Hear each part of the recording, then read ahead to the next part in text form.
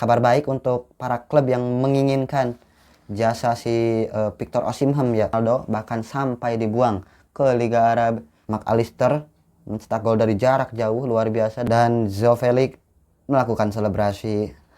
Erik ten Hag versus everybody.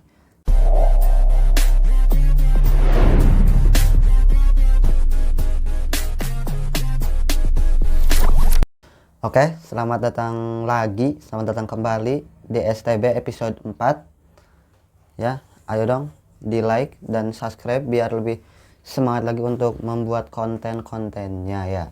Nah, sebelum masuk ke berita hari ini, berita utama kita ya, saya mau bahas atau mau berbicara dulu soal isu yang tengah terjadi, perpecahan yang tengah dialami kubu setan merah ya, Manchester United, yaitu Erik ten Hag versus everybody. Setelah pernah bersitegang dengan Cristiano Ronaldo bahkan sampai dibuang ke Liga Arab, kini ia juga sedang berselisih dengan Anthony dan Jadon Sancho. Bahkan belum ada di skuad. Setelah kekalahan kemarin, setelah kalah dari Newcastle, kabarnya Erik ten Hag tidak puas dengan performa yang ditunjukkan Anthony Martial di lapangan. Tetapi si Martial mengelak bahwa ia sudah bekerja keras katanya, dan disitulah Anthony Martial dibentak dan sedang agak renggang. Bahkan kabarnya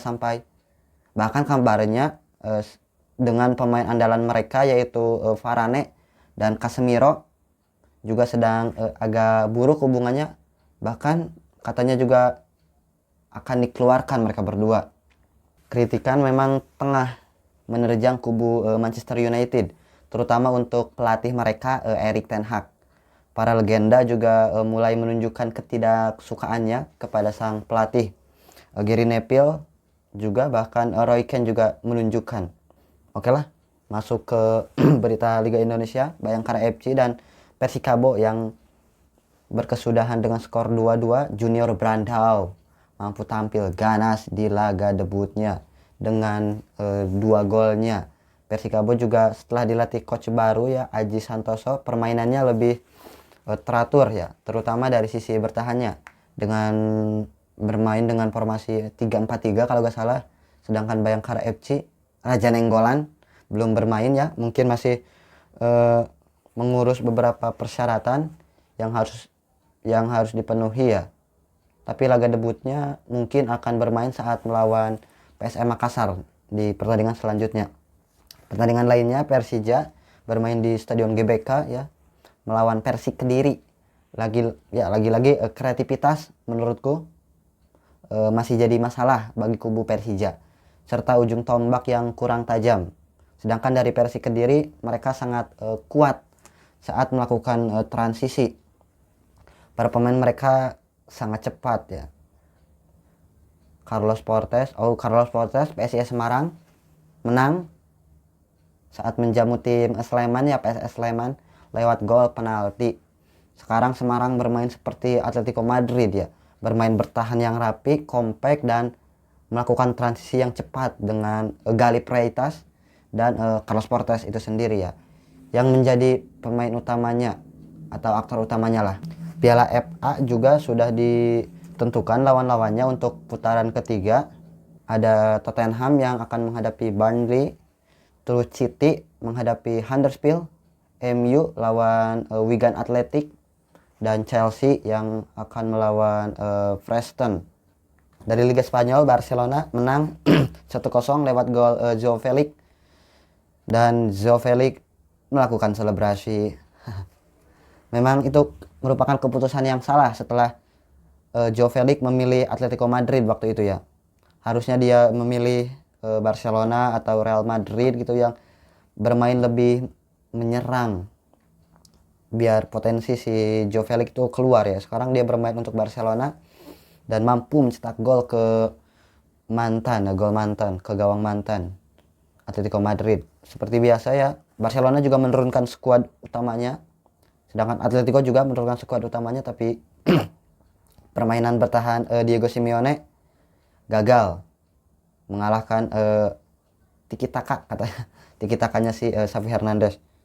Sedangkan transisi yang terus menerus gagal dari para pemain Atletico Madrid ya, terus dibendung sama gelandang-gelandangnya si Barcelona. Bahkan gol shot on targetnya juga sedikit banget dari Atletico Madrid. Kita pindah ke Liga Serie A, duel juga Napoli yang dikalahkan di kandangnya sendiri oleh AC Milan, oleh Inter Milan dengan skor yang cukup telak 3-0. Napoli memang setelah ditinggal pelatihnya dulu yang kemarin juara, juga musim ini bermain gak bakal juara menurutku, walaupun masih panjang ya, masih setengah musim, tapi melihat dari permainannya memang kurang. Dan kabar baik untuk para klub yang menginginkan jasa si Victor Osimhen ya, Osimhen siapa sih namanya ya, pasti harganya akan sedikit berkurang ya. Golnya juga gak sebanyak seperti yang dia buat di musim lalu. Terus ada Dortmund yang seri menghadapi Bayer Leverkusen. Permainan bertahan yang dilakukan Dortmund itu sama seperti MU ya, pada malas. Terlihat beberapa momen, bahkan hampir di beberapa momen para back, terutama back ya dan gelandang si Dortmund itu malas untuk melakukan malas untuk menjaga para pemainnya, selalu dilepas. Mungkin juga strategi dari pelatih yang melakukan zona marking, tapi itu membuat Bayer Leverkusen leluasa untuk melakukan cutback ke posisi belakang back dari Dortmund. Banyak sekali tendangan, tapi untungnya kiper Dortmund bisa mengamankan ya. Dan juga si striker Bayer Leverkusen, Bonucci, juga mencetak gol juga ya. Pemain yang sedang naik daun. Osimhen pun kalah kayaknya. Terus dari Liga Premier ada 3 laga yang luar biasa ya, banyak sekali gol. Ada Tottenham yang menjamu Manchester City berkesudahan 3-3 ya. City juga bermain dengan 3-2-4-1. Hal itu yang dimanfaatkan Tottenham ya, menyerang melalui lewat wing dan berhasil, karena juga gak ada yang bermain di sana ya dari sisi Manchester City ya, berhasil menciptakan 2 gol yang dari hal yang sama bahkan ya. Dan Manchester City juga dengan possession ball-nya yang sangat kuat hanya mampu mencetak 3 gol juga lewat Phil Foden, Grealish, dan siapa itu ya. Hal itu juga membuat Manchester City harus turun dari peringkat kedua ya. Selanjutnya juga Chelsea menghadapi Fulham ya, 4-3 kalau gak salah, 3-2 apa ya. Ya, Enzo juga bermain sangat bagus ya, mencetak 2 gol dari penalti, dan ya itu juga mengangkat Chelsea dari bawah. Sekarang mulai di posisi 10 sih masih, tapi ya mulai lebih bagus lagi sedangkan Liverpool menghadapi Fulham, pertandingan yang sangat seru sekali ya. Tetapi ya itu kekurangan kiper dari si Fulham ya. 3 gol dari The Reds Liverpool semuanya dicetak dari luar kotak penalti ya. Itu menunjukkan bahwa ya kipernya memang kurang ya.